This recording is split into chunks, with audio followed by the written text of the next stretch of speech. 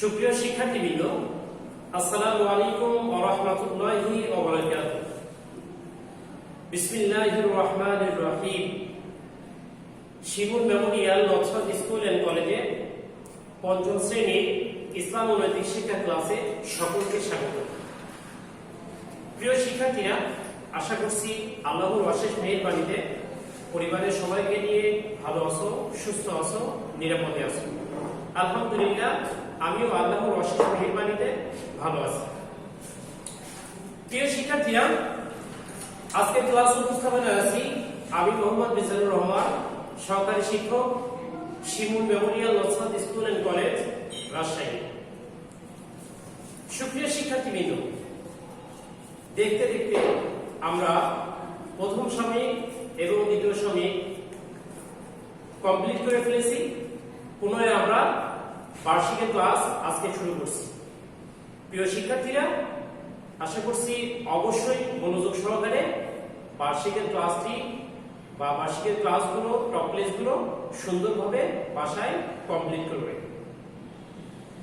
প্রিয় শিক্ষার্থীরা, আজকের আলোচনা শেষে আমরা যে বিষয়গুলো সম্পর্কে জানতে পারবো সেগুলো হলো সিলেবাস সম্পর্কে, অর্থাৎ বার্ষিকের সিলেবাস সম্পর্কে আমরা জানতে পারবো, আল্লাহ তাআলার পরিচয় সম্পর্কে জ্ঞান লাভ করব, মুমিনের পরিচয় সম্পর্কে জানতে পারবো, আল্লাহর গুণাবলী সম্পর্কে জানতে পারবো, আল্লাহ কিভাবে সারা বিশ্বকে লালন পালন করেন তা জানতে পারবো।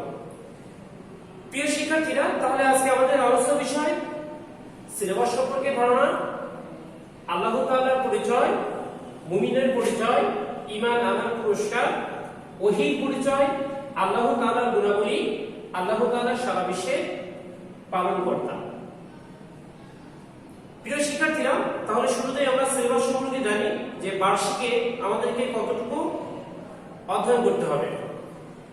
লক্ষ্য করো, প্রথম অধ্যায়ে আমরা পড়ব আল্লাহ তাআলার পরিচয় থেকে আখিরাতের প্রতি ঈমান, এরপর কিয়ামত থেকে জাহান্নাম এবং আখিরাতে বিশ্বাসের নৈতিক উপকার।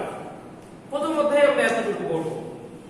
দ্বিতীয় অধ্যায়ে আমরা অধ্যায়ের শুরু থেকে অর্থাৎ ইবাদত থেকে সাজদা সিজদা আদায়ের নিয়ম পর্যন্ত পড়ব। তৃতীয় অধ্যায় আখলাক থেকে পিতামাতার খেদমত পর্যন্ত পড়ব। চতুর্থ অধ্যায় কুরআন মাজিদ থেকে সূরা ফিল পর্যন্ত এবং সর্বশেষ পঞ্চম অধ্যায় মহানবী সাল্লাল্লাহু আলাইহি ওয়াসাল্লামের পরিচয় থেকে মক্কা বিজয় এবং ক্ষমা এ পর্যন্ত আমরা কি বার্ষিকের জন্য অধ্যয়ন করব। প্রিয় শিক্ষার্থীরা, আজকে আমি তোমাদেরকে আমাদের সিলেবাস সম্পর্কে অবগত করলাম, এরপর তোমাদের কাছে সিলেবাস পৌঁছে যাবে ইনশাআল্লাহ। প্রিয় শিক্ষার্থীরা, তাহলে শুরুতেই আমরা প্রথম অধ্যায়ে আলোচনা করব। প্রথম অধ্যায়ে নাম হলো আকাইদ। আকাইদ আরবি ভাষার শব্দ, এর শাব্দিক অর্থ হলো বিশ্বাসমালা। আর আকাইদ শব্দটি বহুবচন, এক বচন হলো আকীদা। আকাইদ শব্দটির এক বচন আকীদা আর বহু বচন আকাইদ। তাই আকীদা শব্দটির অর্থ হলো বিশ্বাস আর আকাইদ শব্দটির অর্থ হলো বিশ্বাসমালা। পরিভাষায় যদি আমরা জানি যে আকাইদ কি, আকাইদ কাকে বলে, সেটি হলো আল্লাহ তাআলাকে এক ও অদ্বিতীয় সত্তা এবং ইসলামের যে মৌলিক বিষয়গুলো আছে সেগুলোকে মনে প্রাণে বিশ্বাস স্থাপন করার নামই হলো আকাইদ। তাহলে আকাইদের শব্দ হলো ইসলামের মৌলিক বিষয়গুলোর প্রতি মনে প্রাণে বিশ্বাস স্থাপন করাকে কি বলে?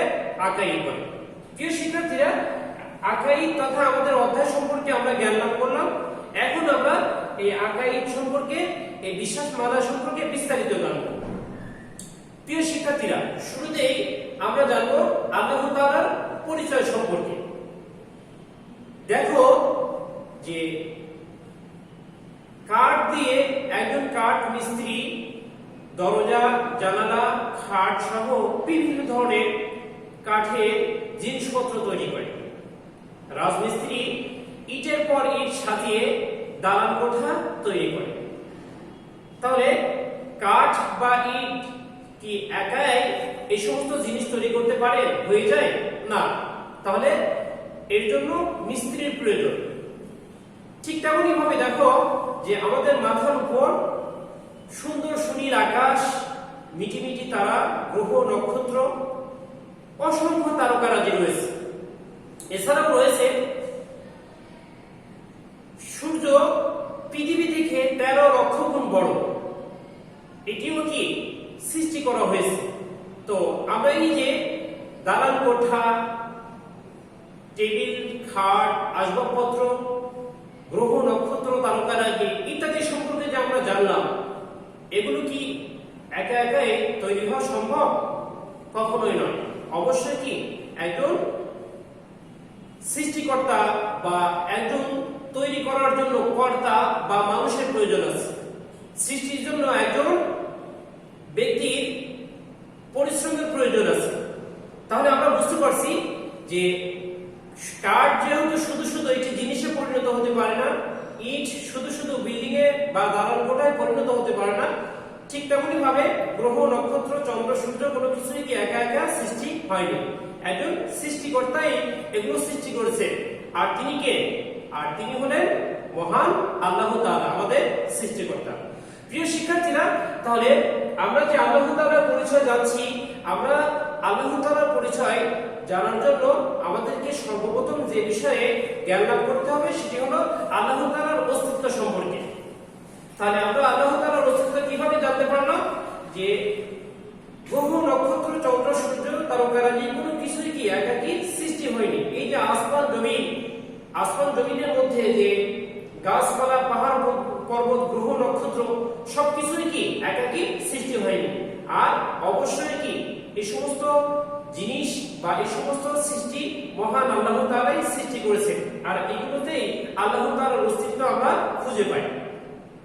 আল্লাহ তাআলার অস্তিত্ব সম্পর্কে জানার পর আমাদেরকে জানতে হবে আল্লাহ তাআলার গুণাবলী সম্পর্কে। আল্লাহ তাআলার গুণাবলী আমরা কিভাবে জানতে পারি? আল্লাহ তাআলার আমরা গুণাবলী জানতে পারি যে মহান আল্লাহ তাআলা দয়ালু, মহান আল্লাহ তাআলা সবকিছু শোনেন, মহান আল্লাহ তাআলা সবকিছু দেখেন, মহান আল্লাহ তাআলা আমাদের সৃষ্টিকর্তা, রিজিক দাতা, এগুলো সবই কি মহান আল্লাহ তাআলার গুণাবলী। আমরা আল্লাহ তাআলার গুণাবলী সম্পর্কেও কি জানব। এরপর আমাদের জানতে হবে যে কোন পথে চললে আল্লাহ তাআলার সন্তুষ্টি অর্জন করা যাবে। তাহলে আমরা যদি আল্লাহ তাআলার সন্তুষ্টির পথে পরিচালিত হতে চাই, তাহলে অবশ্যই আমাদেরকে সেই সম্পর্কে জ্ঞান অর্জন করতে হবে। প্রিয় শিক্ষার্থীরা, আর আল্লাহ তাআলার সন্তুষ্টির পথ সম্পর্কে জানতে হলে, আমাদের জ্ঞান অর্জন করতে হলে আমাদেরকে কোরআন অধ্যয়ন করতে হবে, কোরআন পড়তে হবে। প্রিয় শিক্ষার্থীরা, আর কোরআন হলো মহান আল্লাহ তাআলার কিতাব। এই কোরআনের মাধ্যমেই আমরা আল্লাহ তাআলার সন্তুষ্টির পথ সম্পর্কে জানতে পারবো। প্রিয় শিক্ষার্থীরা, এরপর আমাদেরকে জানতে হবে যে কোন পথে চললে আল্লাহ তাআলার অসন্তুষ্ট হবে, আল্লাহ তাআলা শাস্তি প্রদান করবেন, এই সম্পর্কেও আমাদের জানতে হবে। মহান আল্লাহ তাআলা এই যে অস্তিত্ব সম্পর্কে, গুণাবলী সম্পর্কে, তার পথ বা তার পথে চলার জ্ঞান সম্পর্কে যদি আমরা জানি বা জানতে চাই বা ইবাদত বন্দেগী সঠিকভাবে করতে চাই, তাহলে কি আমাদেরকে ঈমান আনতে হবে। ঈমান শব্দের শাব্দিক অর্থ হলো বিশ্বাস স্থাপন। আর ঈমান কাকে বলে? মুমিন কাকে বলে? যে ব্যক্তি আল্লাহ তাআলার অস্তিত্ব, মহান আল্লাহ তাআলার গুণাবলী, কোন পথে চললে আল্লাহ তাআলার শাস্তি, কোন পথে চললে আল্লাহ তাআলা পুরস্কৃত করবেন, এই সম্পর্কে জানা এবং ঈমান আনা। যদি এই সমস্ত জ্ঞান সম্পর্কে আমরা জানি এবং ঈমান আনি, তাকে বলা হবে কি? মুমিন। তাহলে মুমিন কাকে বলে? মহান আল্লাহ তাআলার অস্তিত্ব সম্পর্কে, তার গুণাবলী সম্পর্কে, তার শাস্তি এবং পুরস্কার সম্পর্কে জানা এবং সেই সম্পর্কে যে ব্যক্তি ঈমান আনবে তাকে বলা হবে মুমিন। প্রিয় শিক্ষার্থীরা, আল্লাহ তাআলার এই সমস্ত জ্ঞানের কথা পবিত্র কোরআনুল কারীমের মধ্যে উল্লেখ রয়েছে। প্রিয় শিক্ষার্থীরা, তাহলে আমরা মুমিনের পরিচয় অলরেডি জেনে গেলাম। এখন আমরা জানবো যে এই যে ব্যক্তি ঈমান আনে তাকে বলা হয় মুমিন। এখন আমরা জানবো যে ঈমান আনার পুরস্কার। তাহলে যে ব্যক্তি ঈমান আনলো, যে ব্যক্তি মুমিন, তার জন্য কি ধরনের পুরস্কার রয়েছে? ঈমান বা মুমিন ব্যক্তির অন্যতম একটি পুরস্কার হলো যে আল্লাহ তাআলার অনুগত বান্দা হিসেবে গড়ে তোলা। আল্লাহ তাআলা একজন ঈমানদার বা একজন মুমিনকে আল্লাহ তাআলার অনুগত বান্দা হিসেবে গড়ে তোলেন। তাহলে যদি আমরা যথাযথভাবে ঈমান আনি আল্লাহর অস্তিত্ব সম্পর্কে, আল্লাহর গুণাবলী সম্পর্কে, আল্লাহ তাআলার পথ নির্দেশনা সম্পর্কে যদি আমরা ঈমান আনি, তাহলে অবশ্যই কি আল্লাহ তাআলা আমাদেরকে অনুগত বান্দা হিসেবে গড়ে তুলবেন। প্রিয় শিক্ষার্থীরা, এই পর্যায়ে আমরা জানবো ওহীর পরিচয়। আমরা যে আল্লাহ তাআলার পথে সঠিকভাবে চলবো, আমরা যে কোরআনের জ্ঞান অর্জন করব বা আমরা যেন সহজভাবে পড়তে পারি, এই জন্য মহান আল্লাহ তাআলা যুগে যুগে আমাদের মধ্যে অসংখ্য নবী রাসূল পাঠিয়েছেন। আর এই নবী রাসূল কারা? নবী রাসূল বলে আমাদের মতোই মানুষ, কিন্তু সম্মানের দিক থেকে তারা উচ্চ পর্যায়ে। এই নবীদেরকে মহান আল্লাহ তাআলা জ্ঞান দান করেছেন ওহীর মাধ্যমে। এখন প্রশ্ন হলো যে ওহী কি? ওহী হলো মহান আল্লাহ তাআলা নবী রাসূলদেরকে জ্ঞান দানের জন্য যে মাধ্যম ব্যবহার করেছেন তার নাম হলো ওহী। আবার বলছি, ওহী কাকে বলে? ওহী হলো নবী রাসূলদেরকে জ্ঞান দানের জন্য মহান আল্লাহ তাআলা যে মাধ্যম ব্যবহার করেছেন তার নাম হলো ওহী। এই যে আমরা পবিত্র কোরআনুল কারীম পাঠ করি, পবিত্র কোরআনুল কারীম হলো কি? এক প্রকার ওহী। মহান আল্লাহ তাআলা নবী রাসূলদের কাছে এভাবে আসমানি কিতাব অবতীর্ণের মাধ্যমে মহান আল্লাহ তাআলা নবী রাসূলদেরকে জ্ঞান দান করেছেন। প্রিয় শিক্ষার্থীরা, এই পর্যায়ে আমরা জানব আল্লাহ তাআলার গুণাবলী সম্পর্কে। আল্লাহ তাআলার গুণাবলী কি? আল্লাহ তাআলার গুণাবলী সম্পর্কে আমরা কিভাবে জানতে পারি? দেখো যে পবিত্র কোরআনুল কারীমের মধ্যে আল্লাহ তাআলার অসংখ্য গুণের কথা উল্লেখ আছে, আর এগুলোর সমষ্টিকে বলা হয় আসমাউল হুসনা। তোমাদের প্রশ্ন করা হয়ে থাকে আসমাউল হুসনা কি বা আসমাউল হুসনা কাকে বলে? আসমাউল হুসনা বলতে কি বোঝো? তাহলে আসমাউল হুসনা হলো মহান আল্লাহ তাআলার যে অসংখ্য গুণবাচক নাম রয়েছে, অসংখ্য গুণের কথা উল্লেখ রয়েছে, এগুলোর সমষ্টিকে বলা হয় আসমাউল হুসনা। এজন্য বলা হয়ে থাকে তাখাল্লাকু বিআখলাকিল্লাহ, তোমরা আল্লাহ তাআলার গুণে গুণান্বিত হও। আল্লাহর গুণে আমরা কিভাবে গুণান্বিত হতে পারি? দেখো মহান আল্লাহ তাআলা বলেন দয়ালু, তাহলে আমরা কি করব? আমরা মানুষের প্রতি দয়াশীল হব, আমাদের দয়া প্রদর্শন করব। আল্লাহ তাআলা বলেন রব, তিনি সমস্ত সৃষ্টিজীবকে লালন পালন করেন, তাহলে আমাদের দায়িত্ব কি? যে আল্লাহর সৃষ্টিজীবকে যথাযথভাবে আমরা কি করব? রক্ষণাবেক্ষণ করব। আল্লাহ তাআলা বলেন রাজ্জাক, তিনি সকলের খাদ্যের ব্যবস্থা করেন, তাহলে আমরা কিভাবে এই গুণে গুণান্বিত হতে পারি? আমরা ক্ষুধার্তকে খাদ্য দেওয়ার মাধ্যমে আমরা আল্লাহ তাআলার এই গুণে গুণান্বিত হতে পারি। প্রিয় শিক্ষার্থীরা, তাহলে আমরা যদি আল্লাহ তাআলার গুণে গুণান্বিত হতে চাই, আল্লাহর যে সমস্ত গুণ আছে সেগুলো যদি আমরা যথাযথভাবে অনুসরণ প্রতিপালন করি, তাহলে অবশ্যই কি আমরা আল্লাহ তাআলার এই সমস্ত গুণে গুণান্বিত হতে পারব। প্রিয় শিক্ষার্থীরা, এই পর্যায়ে আমরা জানবো আল্লাহ তাআলা সারা বিশ্বের লালন পালন কর্তা। আল্লাহ কিভাবে সারা বিশ্বকে লালন পালন করেন? প্রিয় শিক্ষার্থীরা, আমরা আল্লাহর অসংখ্য সৃষ্টি বা সৃষ্টিজীব সম্পর্কে জানলাম। এ পর্যায়ে আমরা জানবো সেই সৃষ্টিজীবকে আল্লাহ তাআলা কিভাবে লালন পালন করেন। দেখো যে মহান আল্লাহ তাআলা সৃষ্টিজীবের মধ্যে অসংখ্য সৃষ্টিজীব রয়েছে, তার মধ্যে অন্যতম একটি হলো যে আল্লাহ তাআলা পৃথিবীতে বন জঙ্গল পাহাড় পর্বত বা বিভিন্ন ধরনের সৃষ্টির মধ্যে অন্যতম একটি সৃষ্টিজীব হলো গাছপালা। আমরা মানুষ, আমরা কিভাবে আমাদের খাদ্যের চাহিদা পূরণ করি? আমরা ভাত, মাছ, গোশত, ফল ফলাদি ইত্যাদির মাধ্যমে আমরা আমাদের খাদ্যের চাহিদা পূরণ করি। তাহলে পোকামাকড় আর ঘাস ইত্যাদির মাধ্যমে যে সমস্ত প্রাণী আছে বা পশু আছে তারা কি করে? তাদের খাদ্যের চাহিদা পূরণ করে। তাহলে পশু পাখি মানুষ এভাবে খাদ্যের চাহিদা পূরণ করছে। তাহলে আল্লাহ তাআলার অন্যতম একটি সৃষ্টিজীব হলো গাছপালা। গাছপালা কিভাবে তাদের খাদ্যের চাহিদা পূরণ করছে? গাছপালা তাদের শিকড়ের মাধ্যমে শিকড় দিয়ে পানি শুষে নেয়, আর এর মাধ্যমে তারা কি করছে? নিজেদের খাদ্যের চাহিদা পূরণ করছে, খাদ্য তৈরি করছে। সবচেয়ে বড় আশ্চর্যের বিষয় হলো দেখো যে আমরা যখন শ্বাস ত্যাগ করছি, আমরা কার্বন ডাই অক্সাইড ত্যাগ করছি, আর এটি হলো একটি কি? বিষাক্ত বায়ু, যা মানুষের জন্য কি? ক্ষতিকারক, পরিবেশের জন্য ক্ষতিকারক। অপরদিকে দেখো যে গাছপালা ত্যাগ করছে অক্সিজেন, যেটি মানুষের জন্য উপকারী, পরিবেশের জন্য উপকারী। সবচেয়ে আশ্চর্যের বিষয় হলো আমরা ত্যাগ করছি কার্বন ডাই অক্সাইড, যেটি পরিবেশের জন্য ক্ষতিকারক। সেই কার্বন ডাই অক্সাইড গাছপালা গ্রহণ করে সেই কার্বন ডাই অক্সাইডের মাধ্যমে তারা খাদ্য তৈরির উপাদান হিসেবে সেই কার্বন ডাই অক্সাইডকে তারা গ্রহণ করছে। তাহলে আমাদের জন্য যেটি বিষাক্ত জিনিস সেটি গাছপালার জন্য খাদ্য তৈরির উপাদান, আর গাছপালা যেটি ত্যাগ করছে সেটি আমাদের জীবন ধারণের অন্যতম একটি উপাদান। তাহলে আল্লাহ তাআলা কত বড় বিজ্ঞানী যে একটি জিনিস যার জন্য ক্ষতিকারক সেটি অন্যজনের জন্য, অন্য সৃষ্টিজীবের জন্য খাদ্য তৈরির উপাদান। তাহলে আল্লাহ তাআলা এভাবে গাছপালা, পশু পাখি, মানুষ ইত্যাদি যত সৃষ্টিজীব আছে আল্লাহ তাআলা প্রত্যেকটি সৃষ্টিজীবের আল্লাহ তাআলা খাদ্যের ব্যবস্থা তৈরি করেছে, ব্যবস্থা করে দিয়েছে। এই জন্য আল্লাহ তাআলা হলেন সবচেয়ে বড় বিজ্ঞানী, সবচেয়ে বড় প্রজ্ঞাময়। প্রিয় শিক্ষার্থীরা, তাহলে এই উদাহরণের মাধ্যমে আমরা স্পষ্ট হলাম যে আল্লাহ তাআলা হলেন সারা বিশ্বকে কত সুকৌশলে, কত সুন্দরভাবে, কত পরিকল্পিতভাবে তিনি লালন পালন করছেন, যা কোনো মানুষের পক্ষে কি সম্ভব নয়।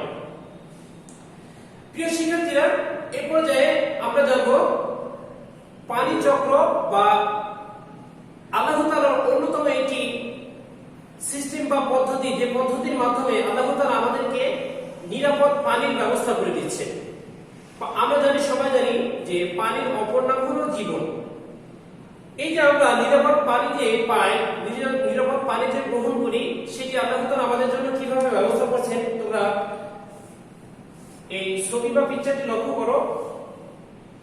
আমরা বর্ষাকালে দেখি যে নদ, নদী, খাল, বিল, পুকুর সমস্ত কিছু কি পরিপূর্ণ হয়ে যায়, ভরে যায়। আবার গ্রীষ্মকালে সেটি শুকিয়ে যায়। তাহলে কিভাবে এটি শুকিয়ে যায়, আবার কিভাবে কি এটি অর্থাৎ নদী, নালা, খাল, বিলগুলো পরিপূর্ণ হয়ে যায়?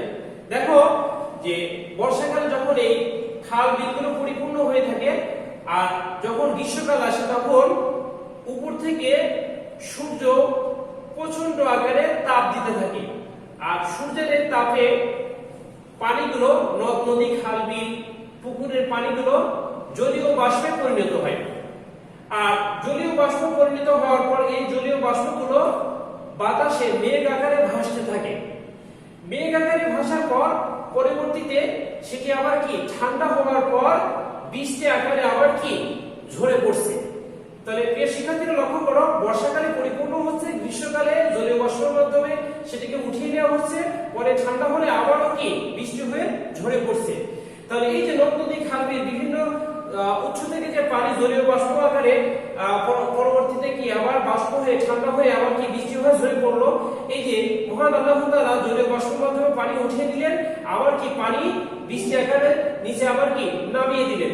এর মাধ্যমে দেখা যাচ্ছে যে বৃষ্টি আকারে ঝরে পড়ছে, কিছু পানি নদী, খাল, বিলে চলে যাচ্ছে, কিছু পানি মাটির নিচে চলে যাচ্ছে।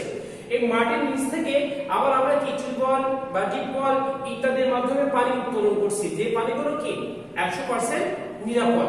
প্রিয় শিক্ষার্থীরা, তাহলে দেখো যে আল্লাহ তাআলা কত বড় বিজ্ঞানী বা কত বড় প্রজ্ঞাময়। তিনি সুন্দরভাবে মানুষের জীবন ধারণের নিরাপদ থাকে, মানুষের জীবন ধারণের অন্যতম একটি উৎস নিরাপদ পানির কি ব্যবস্থা করে দিলেন পানি চক্রের মাধ্যমে। এই জন্য মহান আল্লাহ তাআলা সারা বিশ্বের পালনকর্তা বা লালন পালনকর্তা। প্রিয় শিক্ষার্থীরা, এই জন্য অনেক সময় তোমাদের প্রশ্ন করা হয় যে আমরা কোন কোন স্থান থেকে আমরা নিরাপদ পানি গ্রহণ করতে পারি, কিভাবে করতে পারি? সেটা হলো টিউবওয়েলের মাধ্যমে, টিউবওয়েলের মাধ্যমে, বা অনেক সময় বৃষ্টির পানিও কি আমরা বৃষ্টি 5 মিনিট হওয়ার পর, কিছুক্ষণ হওয়ার পর সেই পানিও যদি আমরা সংরক্ষণ করি, সেটিও কি নিরাপদ পানি হিসেবে কি আমরা ব্যবহার করতে পারি। এভাবে আল্লাহ তাআলা আমাদের নিরাপদ পানিরও কি ব্যবস্থা করে দিয়েছেন। প্রিয় শিক্ষার্থীরা, এজন্য অবশ্যই কি করবো, আমরা মহান আল্লাহ তাআলার প্রতি বিশ্বাস স্থাপন করব। মহান আল্লাহ তাআলা আমাদের পালনকর্তা, রিজিকদাতা, আমাদের সমস্ত কিছুর ব্যবস্থা করেন, এই বিষয়কে আমরা দৃঢ়ভাবে বিশ্বাস স্থাপন করব, ঈমান আনব। প্রিয় শিক্ষার্থীরা, দীর্ঘ সময় আলোচনা শেষে এ পর্যায়ে আমরা মূল্যায়নে চলে আসব। তোমাদের জন্য মূল্যায়নের প্রশ্ন রয়েছে, আসমাউল হুসনা কাকে বলে? আল্লাহ তাআলা অসংখ্য গুণবাচক নাম রয়েছে, সেগুলোকে একত্রে বলা হয় আসমাউল হুসনা। কোথায় আল্লাহর অনেক গুণের কথা উল্লেখ করা হয়েছে? পবিত্র কোরআনুল কারীমে মহান আল্লাহ তাআলার অনেক গুণের কথা উল্লেখ করা হয়েছে। আল্লাহ তাআলার আনুগত্যের নাম কি? আল্লাহ তাআলার আনুগত্যের নাম হলো ইসলাম। গাছপালা কি দিয়ে পানি শুষে নেয়? গাছপালা শিকড় দিয়ে পানি শুষে নেয়। পানি চক্র কি? আমরা জানলাম যে পানি চক্র কি। পানি চক্র হলো যে বিশুদ্ধ পানি পাওয়ার একটি মাধ্যম। সেটা কিভাবে? যে গ্রীষ্মকালে জলীয় বাষ্প হয়ে পানিগুলো কি হচ্ছে, মেঘ আকারে ভেসে বেড়াচ্ছে, পরে আবার ঠান্ডা হয়ে মানে কি বৃষ্টি আকারে ঝরে পড়ছে, সেগুলো আবার আমরা বিভিন্ন প্রক্রিয়ায় বিশুদ্ধ পানি হিসাবে গ্রহণ করছি। এই যে পানির যে এই যে প্রক্রিয়া, পানি উত্তোলন এবং পরবর্তীতে বিশুদ্ধ পানি করার যে একটি প্রক্রিয়া, এই প্রক্রিয়াকে বলা হয়েছে কি পানি চক্র।